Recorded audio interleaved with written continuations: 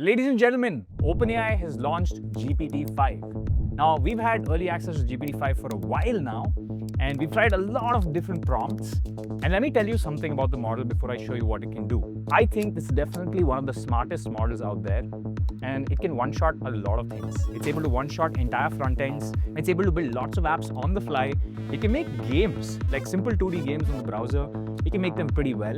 It's even able to think about things like physics in 2D games and stuff like that, and it is blazing fast. But I'm going to stop talking here and straight up show you what you can actually do with GPT-5. So we're going to show you a bunch of use cases live, and you can decide for yourself what the model can do and what it can't. And remember, 3 years ago, less than 3 years ago, when GPT 3.5 first came out, it really did a pathetic job of coding. We'd built an agentic tool called AutoCode Pro back then, and since then it has evolved quite a bit. So let's get straight into the action. There are two versions of the model. One is GPT-5 and the other one is called GPT-5 Thinking. We're going to use GPT-5 Thinking, which thinks a lot more before it outputs tokens. So I'm going to go straight up and say, make a Twitter app with modern UI, black and white, with all buttons functional in the front end, and use pretty icons for the default profile pictures. That's it. And it's going to do its job. Like I told you, GPT-5 is blazing fast, so you can see what's happening on the screen in real time. We're going to fast forward a little bit after the first one. But for the first one, I want you to see. Do you remember how slowly it used to output tokens? And to be very honest, this doesn't even look like vibe coding. This is just vibe waiting.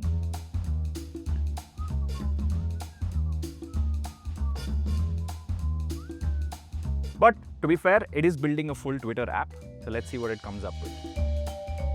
As you can see, earlier models really struggled with long context outputs. It is now it's already close to about 900 lines of code and still going. Awesome. As you can see, now there's a preview button that's appeared on the top right.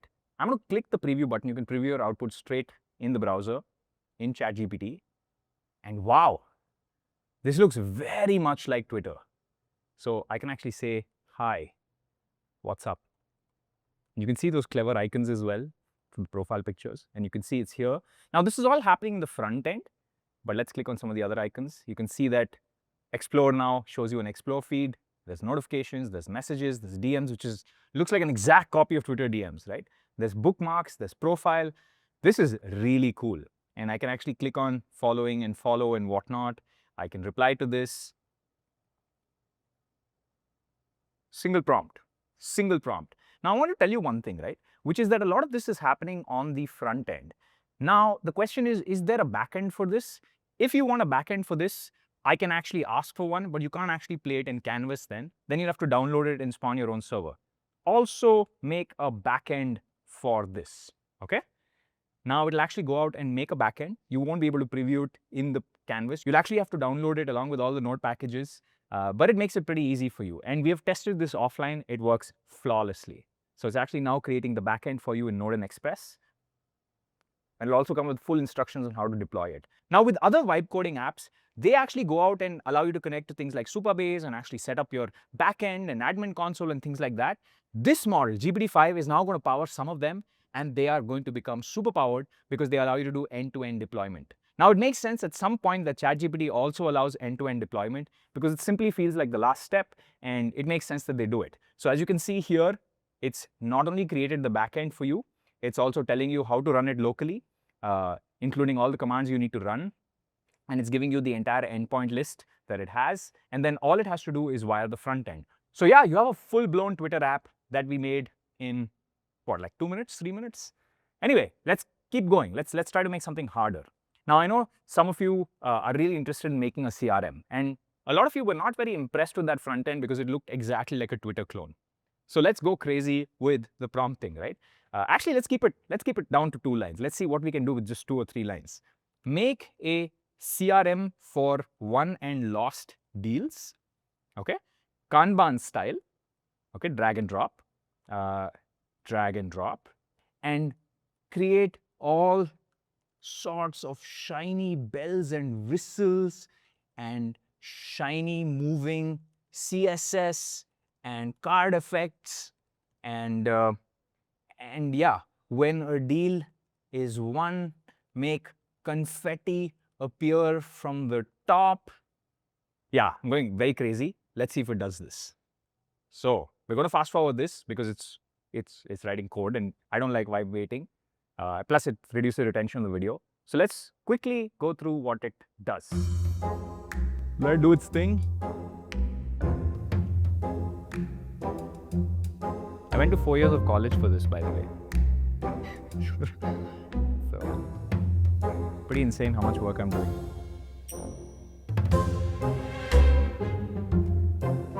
All right, let's hit preview.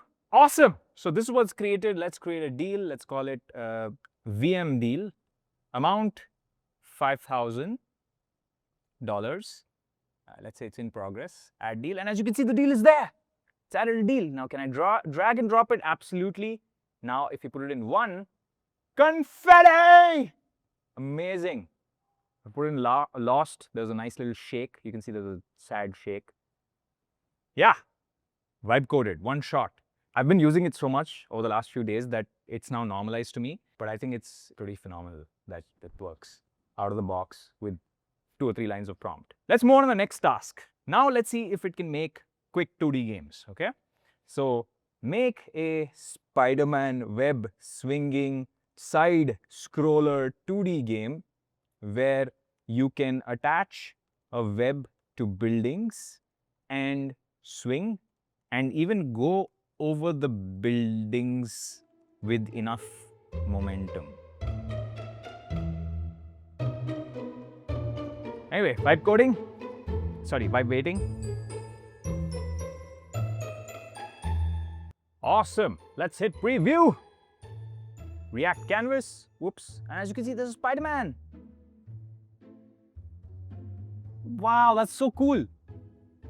Okay, I need to read the instructions. So AD is move. Okay, I got that. Left click targets the edge of a building. That's pretty cool. Got it.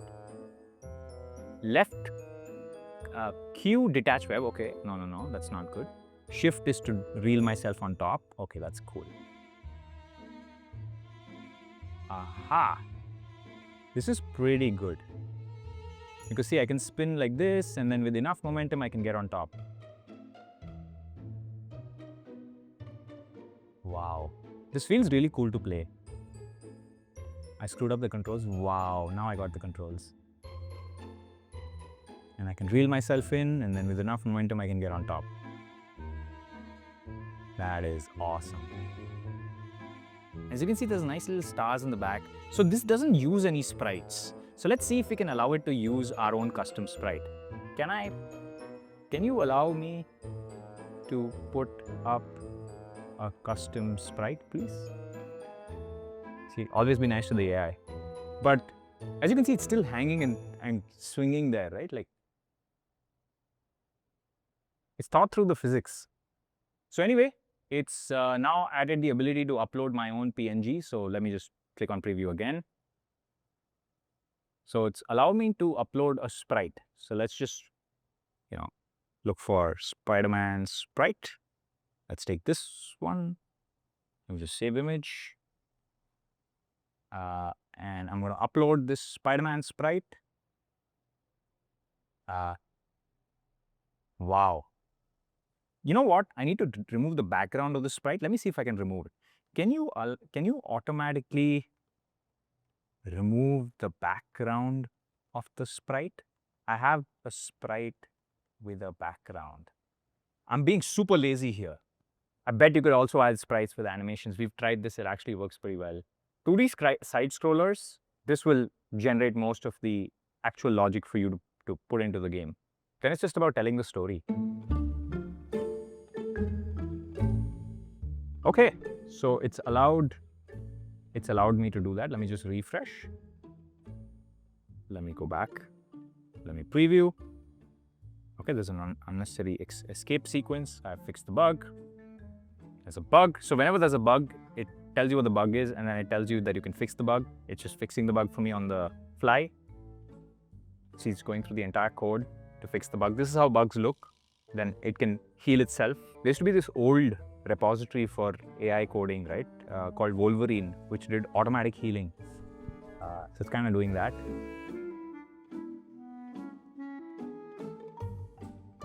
The waiting is the most annoying part. Even though it's a very fast model, my only complaint with GPT-5 is that I don't like waiting. I want instant outputs.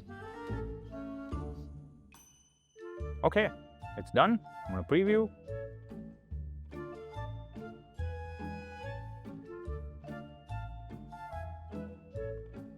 So as you can see here, it's also figured out a lot of the math. It's figured out the colors, it's figured out the rectangles, it's filled the rectangles.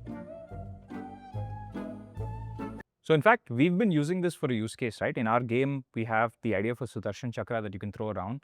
The arc for it and the return back, you actually need to be very good with physics because we modeled it around a frisbee, and frisbees also move along their own axis while moving forward. And GPT-5 was able to calculate pretty much how it should move one shot. Anyway, so we've got this. Let me choose a file first. Awesome. So as you can see, that Spider-Man is being covered by the thing on the right, which I should have asked it not to put it on the top right and maybe put it somewhere else. But as you can see, it works. And it works pretty well. Can you imagine that? It erased the background by itself. It allowed me to upload a sprite. It did the feathering on it. I know that it did the feathering on it. It said, wow. I remember playing these old school 2D Spider-Man games many, many years ago, and maybe almost more than a decade ago. And to see them being able to be one shot with one or two fixes of bugs is pretty fascinating. And by the way, one of the questions that many people have, especially with code, is where are we going to actually write this code? Is it going to be us just prompting into ChatGPT and that's the end of it? I think it's actually going to be inside of GitHub and your IDEs. I think a lot of these vibe coding tools and a lot of apps that actually sit on top of GitHub and help you work better are actually really going to benefit from the new models. I'll give you an example, right? Today, devs spend as little as 9% of their time actually writing code. A large chunk of their time is spending on things like meetings, code reviews, like what we did, right? Spending time reviewing code and fixing bugs. Turns out the problem lies in how most traditional developers handle these tasks, especially code reviews. They're stuck with the very old ways of reviewing code and fixing bugs manually, even in 2025. And we just showed you how fixed bugs are so much easier. So on GitHub, for example, there's a solution.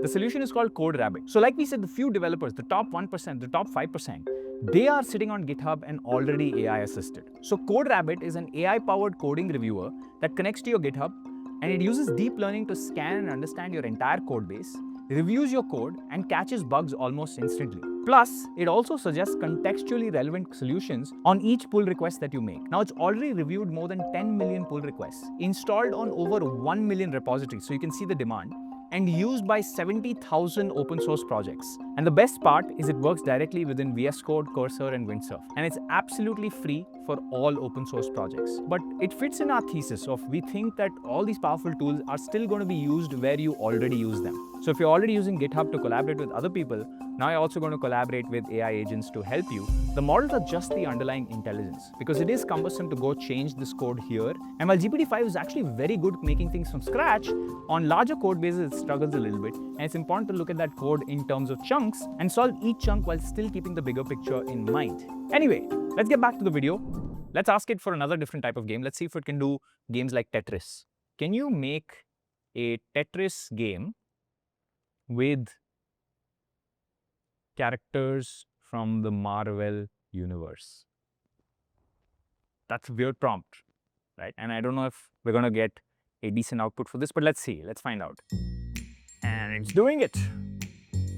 I don't know what it's going to come up with because we haven't tried this prompt before, but let's see.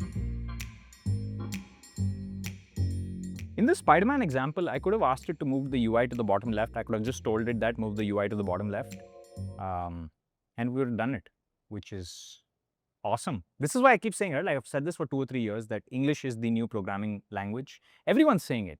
Everyone from Andre Karpathy to, I mean, they've been saying it for a while, right? That English is the programming language, knowing what you want, knowing that you have to erase the background there for a Spider-Man asset, knowing what a sprite is. These are all simple things, but you know, you'll be surprised how many people who've gone to engineering college don't know about any of these things. So anyway, I'm going to preview the Marvel Tetris game. Okay, this is interesting. So left and right to move. Oh, wow. So this is Thor. Okay, so it's used small emojis. Let's do that. Awesome. This is, who is this? This is Doctor Strange. Rotate. And I'll do this. I just can't believe this works. This is so good. This is Iron Man. This is Hulk. Yeah, I got it from the icon. Let's see if it deletes that line. And it did. It deleted the line. One shot. One shot. Anyway, let's go to something a little more useful. Let's ask it to make a website.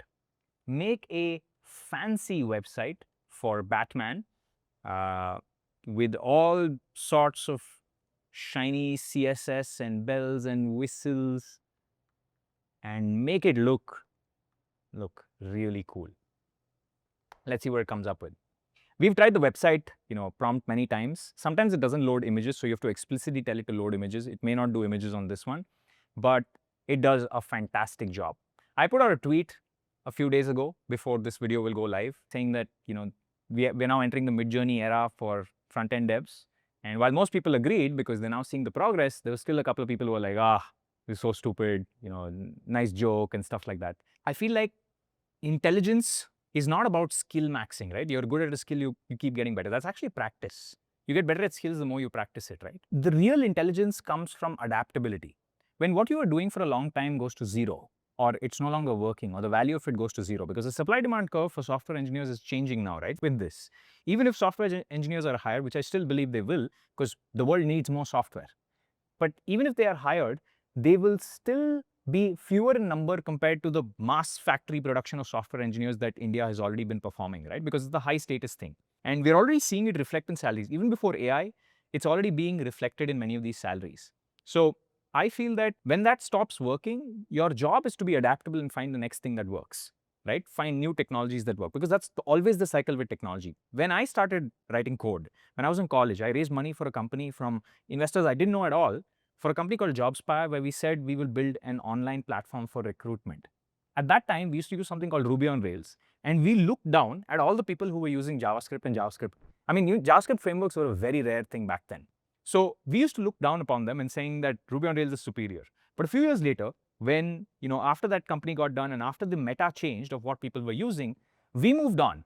And we moved to newer frameworks because we said this is the more efficient way to do things. But I know a lot of developers back then who got caught into the old meta, the old way of doing things, and never recovered. They're still doing it the old way now, 10, 12 years later.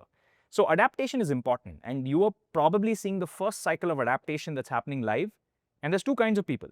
One kind of person who's like, this is fake, this is not real, and attack everybody like me in my comments saying you don't know anything. Because we made a video about this maybe 6 months or a year ago about how software engineering is going through a big fundamental shift. And we did that after we had made an app called AutoCode Pro and seen the early signs. And we had all these dots of how the models are improving. And I have early access to all of these tools. And I've said, well, maybe the number of software engineers will reduce. The world still needs more software. But do we need as many software engineers doing baseline, just using the framework and making the same, starter app again and again? No. We need a new paradigm. So I would say everyone who has spent the last 2 years coping has not done very well. And I have come to the conclusion that coping is kind of the opposite of intelligence. The more you show signs of coping, the less intelligent you are, because intelligence comes from adaptation.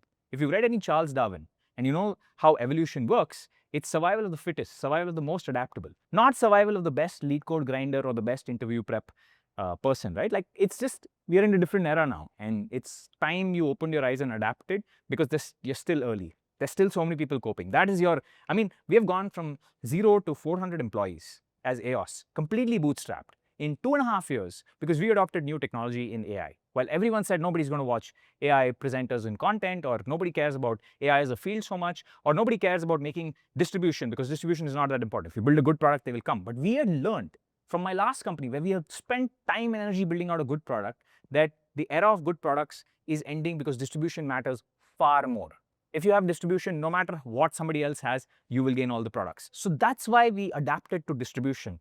And we said that at some point, software will be one click, because we've run the early experiments. We just have to wait 2 or 3 years. And running a business is a 10, 20, 30-year affair. So we don't mind waiting and hoping that our distribution is now valuable. Now that you can one-shot code we are now able to put out so many different products and use our distribution to get them in front of you. We use our access with all of these big companies that we've built because we have the distribution that also gives us advantages.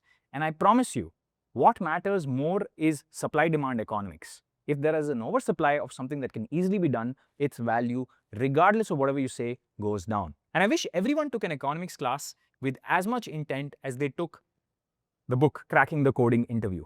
Anyway, let's get back. Let's see what it's done. And as you can see, it's not used third-party images because it tends to do that with websites. But as you can see, they've added a lot of bells and whistles. So if you press toggle bat signal, you can see that it's toggling some sort of light, stand down. That is very weird. Explore loadout, and you can see the loadouts that it has. You know what? Use external images, please. So sometimes you have to allow external images to be able to access the GPT canvas, or you have to allow GPT canvas to access external images. So we're just telling it to do that. Remember that GPT, and the reason this website doesn't look so good is because it tends to go back or fall back upon CSS simple colors and shapes because it doesn't know, because it's a little bit hesitant to use external images. What if you don't have the copyrights for the external images? There's too many issues when you start using external images. But we've seen that if you can explicitly tell it to use external images, it tends to do a much better job. And you start realizing how much of websites is actually about images. Now, luckily with images, you can AI generate images. So yeah, it does make our life easier. So let me just refresh this. Let me go back to Canvas. Let me preview. There's a syntax error. Let me fix the bug. Sometimes it does make errors, but it gives you the option to fix it. And you might think, well, why should I fix it? If there's an error, find out yourself and then fix it. It, of course, will be able to do that, but I feel like it gives you a little bit of access if you are an actual engineer to go fix something right on the fly, so it doesn't have to go through the entire code base again. But that's okay. In our case here, it's fine. And if you notice, right, something I've noticed a lot, when you ask it to fix things, it actually goes and generates an entirely new code base. So some of the options that you had in the past would be changed. For example, here in the gallery, it's added clock tower, which probably wasn't there the last time. And it does that very often. So it's almost remaking the entire website with that small change that you wanted to. It's unfortunately one of the drawbacks of using an LLM. So as long as you get the right output, it's there. So let's just preview this. And now I'm going to allow selected. As you can see, it's asking to connect to the network. And now there are some images. So as you can see, it's used just very generic Unsplash images. It's not actually used pictures of Batman because they are very careful with third-party external images. They tend to default to Unsplash, and Unsplash has no Batman images. Now let's try to make a website for something that we can easily find images for, right? Make a nice, pretty, modern website for a coding company. Use external images. Coding company called Tete Coding Services. Just kidding, guys. Let's see what it does. Now, I've been purposely ambiguous with this, right? What do I mean by coding company? Is it coding training? Is it actually doing code for end customers? Is it building software? Let's see where it defaults. And I can see from the code base itself in the title that it's saying that we build clean, fast software. So it's going after actually doing code, writing code for end customers. You can also actually give it specific links to websites and say use images from here, but it does it very sparingly. It's a little bit careful about it. All right, so TEDx Coding Services is ready. Let's click preview, allowing third-party images. So as you can see, it's still, okay, yeah, it's brought images in. This looks pretty good. Looks pretty clean. It's followed my, my prompts. And as you can see, even the text, it's thought of very good text for the entire thing. Average project kickoff in 5 to 7 days. That's actually pretty cool, right? Typical engagement is 6 to 12 weeks. It gives the client so much more information, right? And as you can see, there's a nice little, shine that's going past this image. It's showing you some of their selected work, using this, which stack it uses, the company uses, or the stacks that they're familiar with. What clients say, it's got nice testimonials, start a project, there's a nice little form. Yeah, this is pretty clean, straightforward. You can also give it references. You can say, make a website like this, and it'll actually go do a decent job of making a website like it, but which still looks different. Now, let's go to a slightly different angle. Let's see how GPT-5 does with writing. And the problem I've always had with GPT, Claude, and many others is, man, everything that it writes is pretty generic, right? It's like you can tell when something is generic. Can it create signal? Can it create something new? And can it write in my style?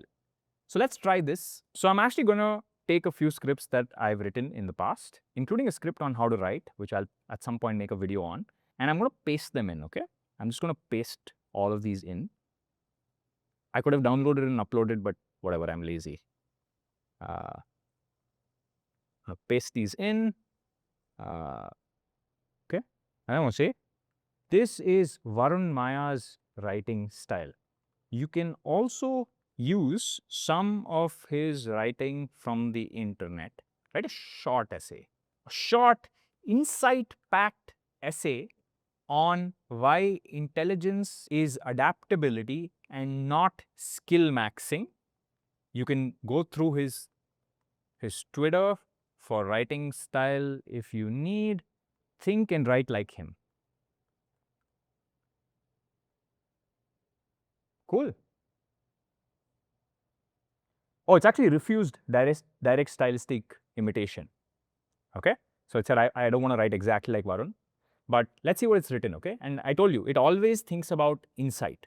So I'm going to read it out for you. Intelligence equal to adaptability, not skill maxing. Skills have a half-life. Intelligence is your reload speed. Skill maxing assumes the game stays still, but the rules keep patching. Markets shift, tools upgrade, incentives flip, teams reorganize, models get smarter. The person who wins isn't the one with the fattest skill checklist. It's the one who reconfigures faster when reality changes. The frame shift. Skill maxes optimizing for a snapshot, become the best at X. Adaptability optimizes for a stream. Detect the change like water, right? Detect the change, update the map, swap the tools, keep shipping. In other words, masters focus on reception, not transmission. What's actually happening out there? What does this new context demand from me now? And it talks about the 3 loops of adaptable intelligence. Now, it may not be 100% right, but it is pretty creative in how it is thinking about problems. And I feel that's what makes writing with GPT-5 very different from writing with GPT-4. And I've been spending quite some time with GPT-5. Actually, more than writing, I'm learning new things, right? Because I ask it to look at a problem from different ways. And what GPT-5 is great at doing, to describe it, is it's great at analogies. It's great at taking a topic from somewhere else and putting it somewhere else. And it's great at saying, here's a correlation between some completely unrelated industry, but here's a pattern that happens here that also happens in your industry. It gives you new ways of thinking. Like, I feel like this is way smarter than a human at this point in terms of writing and even thinking about new ideas and insights. One experiment, and a lot of people keep saying this, right? Like, AI will never be able to come up with new game mechanics, etc., etc. I have an idea, and let's see if GPT is able to do it. We have a game where the main character can use a Sudarshan Chakra. Can you give me a skill tree, including paths, for what he can do with it? The player can also use teleports. Okay? Yeah. Model the Sudarshan Chakra around a frisbee. So include catch and throw mini games inside the main game loop. Okay? Let's see what it does. Now, we've obviously already designed this pre-AI, but I just wanted to give the problem to GPT-5 on the fly and see what it does. Okay? So, it said core loop and resources are throw, then you can guide and manipulate as time slows down. Then you can catch and recall, and you can change this. So, it says that you have a resource called focus, and it's generated by perfect releases and clean catches. So, you probably have a timer for when it goes out, and then you can cleanly catch it when it comes back. You have a small time window for that. And then you gain that, and that focus can be spent on advanced throws, teleports, and ultimates. Okay? Next is called heat. Builds on sustained spins and multi-throws. So overheat shrinks catch windows until you cool down. So as you're catching, the window slowly closes because the chakra is generating too much heat, and that makes it that the sustaining a combo over the long run is harder. Okay? Then let's talk about skill trees, right? It says throw mastery, which is power, angles, and ricochet. So you can spin up, you can hold to charge, spin, more stability and damage, raises heat slowly. Quick toss, buffered instant throw, throw out of dodge and jump, that's a cool idea. Next to is T2, which is path A, which is curves. One is called Heiser discipline, which is banked left and right curves, so you can start using it for curving. One ricochet on perfect release. The other one is called Anheuser discipline, which is inverse curve, can arc behind targets. Now, I don't know what the value of that is, but it's come out there. Then there's skip shot, which is ground bounce. You can add it on you can throw the chakra at the ground, and it'll it has a low angle hitbox and then it bounces upwards. That's a cool idea. It's almost like a cricket ball throw. Then there is ricochet 1, which is +2 bounces on perfect release. Then there's serrated edge, which is stacking bleed on consecutive hits in 1-5. Now, probably I'm going very long here, right? But it has elements for throw mastery. It has elements for chakra control, which is hover break and things like that, which is brief. Hover break is brief stall in air to retarget and slows time for 0.3 seconds. These are really clever ideas. And like I said, right, like a lot of your thinking work now will be spent talking to an AI to try and figure out is something possible or not. Now, not all of this is possible, but whatever you end up creating is actually going to be reasonably unique because GPT has taken the entire world's information. Everything that anyone has ever written, most of it is available to GPT in the training data. So it's creating new correlations. Like I told you, GPT-5 is very good at taking things from totally different industries. Like something that would happen in the Frisbee industry, in Ultimate Frisbee, it's able to transfer here and say, this is exactly how it works in Ultimate Frisbee. You should implement something like it similar. And we've had a lot of fun just seeing all the crazy ideas it puts out at us. Awesome. Now, it's not done yet. GPT-5 can also be used in agent mode. So I'm going to move to agent mode, and I'm actually going to tell GPT-5 to do any task. Now, I'm actually not going to show you the process because it takes 17-20 minutes for the agent to work. But I asked it for a task which is edit a video of today's top news in AVTV or Vox style. Okay. Now, I've actually already run this prompt. The output wasn't very great. The output was more like it went to pixels because it doesn't have that footage, right? Even if it generates that footage with Sora or even if it had access to VO3, it's still B-roll that's not shot in the real world. So it looks like a string of B-roll stuck together. It puts a small little, text box at the bottom and it says, here's today's news. I'll actually show you an output. So you can actually see that, right? Like as much as we talk about GPT's availability of all the data in the world, it can't use video footage that was shot in the real world, right? So it's not actually able to take today's news, something from ANI or many of these other places that actually produce content in real time. It can't actually use that, right? And GPT really gets stuck at copyrights, even though they're trained on the world's data, they get stuck on copyrights for things that were produced recently or by other providers because they don't want to get into lawsuits. And the second piece, so it's using something called MoviePy to put it all together. So that's why the transitions, the movements, the text, they all look pretty sad. Somehow, we need to give GPT the ability to use Premiere Pro or After Effects. And I feel tool use is the next task for agents. They need to be trained on those tool use because earlier I've tried to ask GPT to make a thumbnail and it did a really bad job, even though we were using Photopea, which is a browser tool. It did a really bad job. But now I think more people will start generating data for tool use. But right now, it really struggles at tool use. Even GPT-5 struggles at third-party tool use. So it does everything through intelligence and writing of code, but it's not very good at actually going out, clicking a mouse and doing stuff. So yeah, I have at least another 50 use cases to talk about. And I have one last thing to show you. We've seen GPT-5 write. We've seen GPT-5 build us some front end. We've seen GPT-5 build us some apps. We've seen GPT-5 build us some 2D games. I've also used it to make a 3D game, but it's actually cheating. It's making 2D look like 3D.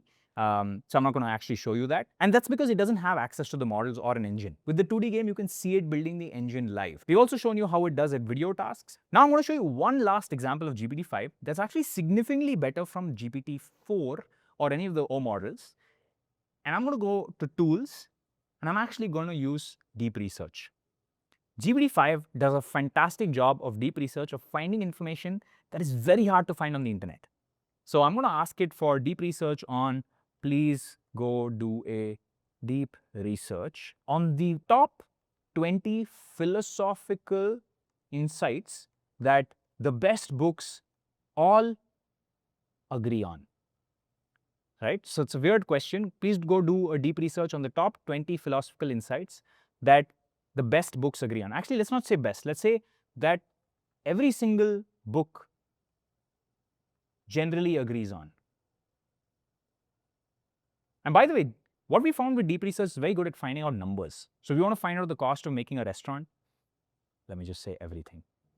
The cost of making a restaurant or the cost of starting a restaurant in Bangalore or the cost of, owning a private jet in India, it does a very good job. It finds these niche sources from like forums and stuff like that, puts all that data together, correlates it, checks, for hallucinations. And by the way, OpenAI has its own sort of verifier now that's checking for hallucinations. At least that's what I read. So it's actually pretty good. And I would say at this point, I take deep research a lot more seriously than I take even some people in my own office that I say, hey, go do research on this topic, because I know they wouldn't have gone to the niche forums. I know they wouldn't have scrolled the entire web and got the entire web's information. They're very good at checking for hallucinations. Real humans are very good at checking for hallucinations. And the minute you need to pick up a phone and ask somebody, hey, bro, what is the cost of rent in this area? The minute you have to do that, AI is useless. That's why anything to do with the offline world, anything where you need a human to go out and search for information or book something or talk to somebody, AI right now is not very good. And maybe at some point we'll have those AI callers that you can automatically use, but right now is not that time. And by the way, while this actually goes and does the deep research, I want to tell you a little bit, like my thesis, my forming thesis about how I think software will work in the future. I think there's going to be a lot of personal software, but that personal software is going to sit embedded inside GPT. So if I want a personal CRM, I can just make it, and all that GPT or whoever needs to make is a backend and decent authentication for me to be able to use it without security concerns and for me to know it's private. I would love to use it straight in my GPT. And Gemini had actually shown an early version of this a long time ago, of software being built on the fly for you personally. Yeah, it's going to happen for a lot of simple software. But for kind of software like Twitter, right, like where the hard part is not really the software, the hard part is getting the users. Actually, it's a combination, right? You need software and you need the users, and both of them together make the product. Software part could, at this point, is very, very close to being automated. Getting those users and having those network effects where the value of the network grows the more users there are, that part is still a very human part, knowing what campaign to run. And you might say, well, AI can think of those campaigns, but the meta changes every few weeks. As people get bored of something, now something else needs to come up, right? So it is something that you'll have to look and see and then decide, should I make this video or should I make that video? And it depends on the cultural context of where you are at and what other people believe and so on and so forth. All right, so we got the outputs. It says the 20 universal philosophical insights. Like I told you, it's pretty insightful. It's able to pick out interesting things and correlations between each other. So the first one is the ethic of reciprocity, which is the golden rule, which is you treat others as you want to be treated. If you put negativity in the world, you will get negativity back. So it's gone from Confucius's teaching all the way to Jesus, all the way to newer philosophers. The next one is impermanence and constant change, something this video is about, which is change is the only constant. If you look at something from 10 years ago and say, this is how it was done 10 years ago, that's why it's always going to be like this. I see this with a lot of like people who make gaming videos on YouTube, right? Like, oh, India can't do a game because 10 years ago it was like this, and where are you going to do this? We're in the world of AI. Like, we're in the world where everything evolves pretty quickly. Next is self-knowledge and know thyself. Then there's unity. I mean, this is all like, this is a lot more like it's connected things from Indian Vedanta, which is the unity of Atman and Brahman, and connected that to in Buddhism Mahayana, and in Taoism the oneness with the Tao. So it's done very good cross-domain, cross-scripture sort of integration, which I really like. But yeah, like you should try out deep research, especially if you want numbers. It's very good at it. So there's a lot more we can show you with GPT-5. I've tried at this point like 500, 600 prompts on GPT-5, seen a lot of different outputs, know what it's good at, know what it's bad at. So I'll probably make a follow-up video to this one. Make sure you subscribe. These are all early opportunities and early arbitrages. If you're the kind of person like, no new models, you've used GPT 3.5 3 years ago, and based on that, you made your decision that AI is bad, and you are not able to see the progress that's happened in 2 years, feel free to leave a negative comment. But if you're somebody who wants to learn, who wants to see what new is possible and then use that in your business or creating products or services or be better at your job, make sure you subscribe. The technology is here, whether you like it or not. It's better to use it and have an advantage over everybody else not using it. This is the channel for you to do that. That's it for me. Bye.